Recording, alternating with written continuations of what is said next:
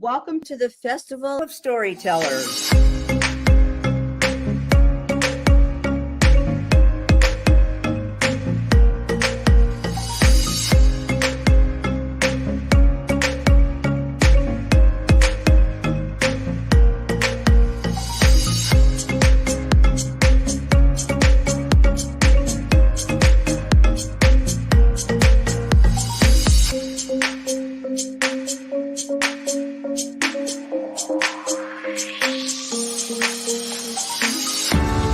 I can't tell you how excited I am to be on right now.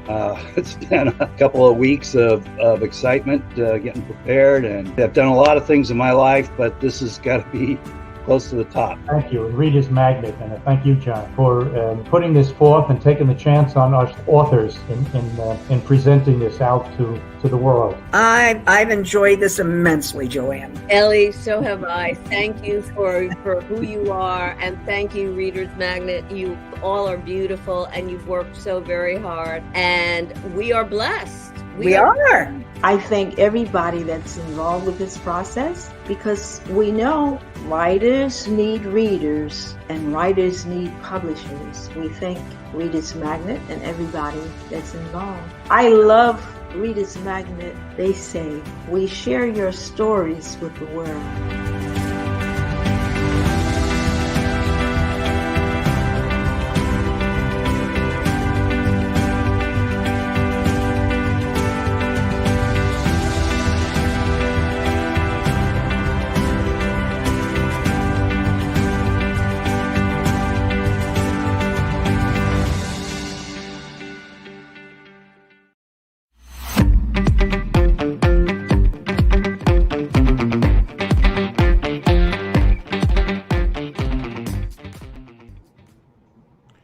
Hello, fairgoers, storytellers, and hello, world. Welcome again to our live session today. And we are now streaming live to our Readers Magnet Facebook page and also to our Readers Magnet YouTube channel. And if you haven't subscribed yet, please do not forget to hit that subscribe button so that you will be notified with the latest happening here with Readers Magnet. Now, it was, a remarkable 2 weeks event, and this is so far giving an opportunity for all authors to showcase their book to the readers or to the audience, and also share their extraordinary stories to everyone. But today we have one of the featured authors. Her name is Kishwar Mirza. She's the author of the book Stories and Poems from a Grandmother's Heart. Hi, Kishwar. How are you today? Hi, how are you? Well, I'm so excited to do this interview. We're not quite lucky the first time, but now here you are. Yeah. Do you have a copy of your book right now? Oh, unfortunately, I don't. I'm sorry, I didn't bring it with me. But I think I'm not sure. If you can see it anywhere, but yeah, I didn't bring it. It's okay. It's okay. To those that are watching us live right now, you can actually go to her website. You can check it out in there. It's kishwarbooks.com. That's her website. And you can absolutely see there, it's a very, I would say, a good-looking book. The cover itself, it's already amazing. But probably my question to you today, Kishwar, is that how did you started, or what is your inspiration, or maybe who is your inspiration in writing this book? Well, I guess once again, it's probably my grandchildren. I started writing stories for them, and so they seem to really like it. So I thought to try and maybe share it with other kids. Mm-hmm. And what about with the cover? Was it the original plan, or did you have another plan back then? No, actually it was the story is taken from it's mostly my granddaughter dressed as a bee, and so it was the story is called Me and the Bees, and that's her. So she's on the cover of it. Wow, I mean, I'm just really amazed how the cover is being done here. And when it comes to your book, which of the characters do you relate the most? and why is that? Which of the characters do I relate to the most? Yeah, like in the book. Okay. Well, I'm a person that loves nature, right? Hmm. And I think we need to protect it. So a lot of my stories are about protecting nature, like protecting the bees, making sure that, and I guess I like animals for myself as well. And you know how you sometimes you humanize them because they Hmm. have so many facets and interesting ideas and things. So that's what I do. So in this book, children will not just see some interesting illustrations, but they will also learn something about how to take care of our nature, right? Right. Yeah. And is that Um, the is it? Mm-hmm. Sorry, so one of the stories, which is called Mina and the Bees, my granddaughter, who is Mina, actually goes around planting flowers to make sure that bees survive and, you know, produce honey. She likes honey, and I like honey too. Yeah, it's a delicious one, Yeah. good for breakfast, But when it comes to your book, what was the, let's just say, the most surprising things that you learned while writing this book? What was the most? I guess the thing is like I don't know, like as a writer, I guess Mm. you know you get ideas into your head, and so for Right. me, it was just when all of a sudden an idea popped in, I wanted to be able to write it down, and and some of it, the inspiration was from my granddaughter, and some of it was from work, and so it was just, I guess maybe not sleeping. I don't know. Right. And what was the hardest part of writing this book, or did you have any, you know, we can call it like a writer's block, situation when you Well, were. Mhm. yeah. Sometimes I guess the thing is like I don't know for your, but like for other writers, when an Mhm. idea comes into your mind and then you start writing it and then you sort of complete it in your mind, and then all of a sudden when you wake up the next morning, you sort of forget it. I mean, that's for me is the biggest thing, you know. I agree. Yeah, That's a common challenges for most authors out there, especially if you're writing a novel. yeah, That's sometimes the hardest part or thing for them. Remembering what is going to be the scene for right, this particular chapter.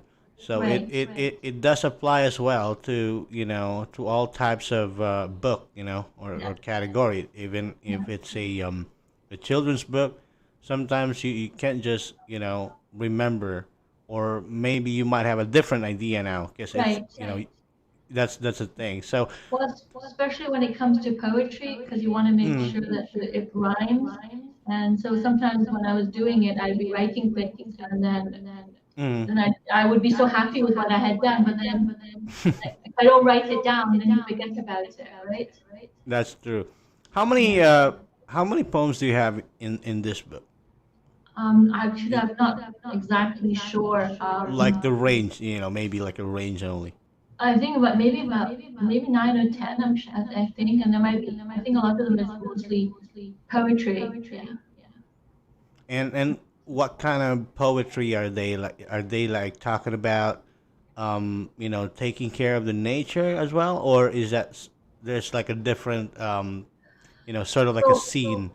yeah, well, I mean, there's a poem about bees in there, and there's a poem also about rain, and there's a Mm. poem about actually I wrote a poem actually about mice. Not that I like mice, but um, Okay. I wrote a poem about all of a sudden two mice coming, and then somebody all of a sudden, you know, befriending the mice, and the mice, you know, all of a sudden here you are. Hey, mice can be the poem called Mice Can Be Nice. Oh wow, that's an interesting title. Well, Mhm. mice can be a good character. Yeah. I recall a movie back then. It was I think that was like Ratatouille. I think that's Oh, okay. how Yes, they. yes, Yeah, Ratatouille. that. Remember that? It was Yeah. really a good one, and being a rat, it doesn't mean that you're kind of like not a good or picking that kind of character is not a good one. Right. I mean, it's just how Right. you will present it. You know. Right. So, Yeah. when it comes to those writers out there that are just basically just starting to write their own, book, what Yeah. is your biggest advice for them? I think is to continue writing and not to be how is it? Well, sometimes when you're a writer and you're writing a book or you're writing a story or something, people might not always take you seriously, or you might get negative feedback. I think Hmm. what you have to do is write because you enjoy doing it. I think that's the most important thing. I agree. And how did you handle, since you mentioned about negative feedbacks, how do you handle those kind of stuff? You know? Um, well, I think the thing for me is that if, like, my husband and my grandchildren are the ones that I usually read the stories to, and some of my colleagues as well. I've written poems for them as well, Hmm. and they've always been very happy and they've enjoyed it.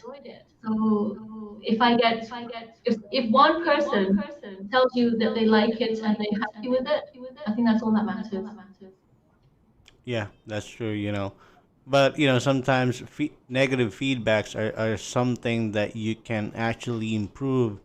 Yes. It's not a bad thing all the time. Like, it's Right. something that you can learn from, because Right. that person might be telling you something, that is happening in the book. Let's just say Right. punctuations, and Yeah. probably you did not notice that along the way or along the process of, creating Right. this book. Yeah.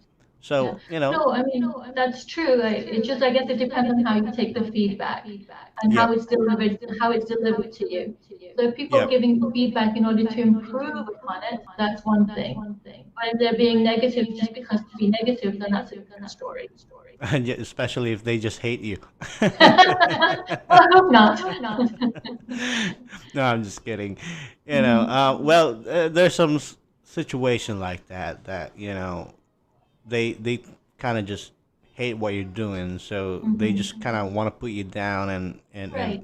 don't really care whether, even if your book is good, it looks Yeah. great, the whole thing is amazing. Sometimes they will say, "Oh, it doesn't look, it's a garbage." Right. They sometimes say that to you.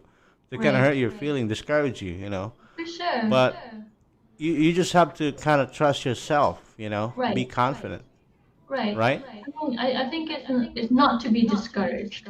I mean, people would say something to try and get you to feel badly about what you're doing, but I think you have to take everything with a grain of salt, right? I agree. Yeah. And lastly, Kishwar, what is your let's just say message to your fans? To those that are watching us live right now. Do you have any message for them? Maybe invite them. In your for your book. Okay. Yes, I would be very happy if people were to look at my book and read it and enjoy it. And and if they do have feedback, I'd be happy to hear it. I hope I have fans. I don't know, but I do have one or two fans with my grandchildren. But yeah, Well, everyone. I'm sorry. Well, everyone started with zero. Sometimes, mhm, if you notice some of those social media mhm, influencers out there, they kind of go live every day. They're not even getting a single viewers, mhm, but if you just kind of work hard on it, mhm, and some of them were just really doing it for like consistently for mhm. 2 years or 3 years, and suddenly someone discovered their Right. their skill, their talent, and that's when Right. everything kind of started to grow. So if you have two fans today, that's fine. Maybe tomorrow you Right. will have 4 or 5. Maybe next year you will have 6 or 10, and you just have to consistently, um, you know, uh, Right. m- showcase your Uh, book, inform everyone, like your friends and family, or maybe your yeah. neighbor. You know, so keep them, kind of remind them that you're an author and there's a book out there that you were able to publish quite some time ago, which is Yeah. a very interesting one. And for me, it's a good, gift for this holiday season. What do you think? I think it'd be wonderful. I'm very happy. Yeah, I mean, that's something that they can actually buy directly from Amazon or Yes. BarnesandNoble.com. Yes. They can check your website if they want to, and that's again Kishwar Books.com, right? Right. That's the website. Yeah. So you don't have any social media accounts at all, or social media, Not really. I mean, I do. I do go on Facebook, but I'm not like that. Like I'm not It's like a social media person. okay. Yeah. Well, that's fine. That's fine. I mean, you have a website anyway. So to those that are watching us live right now, check her out. It's kishwarbooks.com. That's her website. And if you want to go directly to Amazon, just type it in there, Kishwar Mirza, and the title of the book, which is Stories and Poems from a Grandmother's Heart. So that's the book is all about. I mean, the title of the book. So anyway, Kishwar, it was really a good talk. Thank you so much for your time today. Thank you very much for your time. To appreciate that. Not a problem. And as we say it here with Reader's Magnet, we share your story with the world. Goodbye. I appreciate that very much.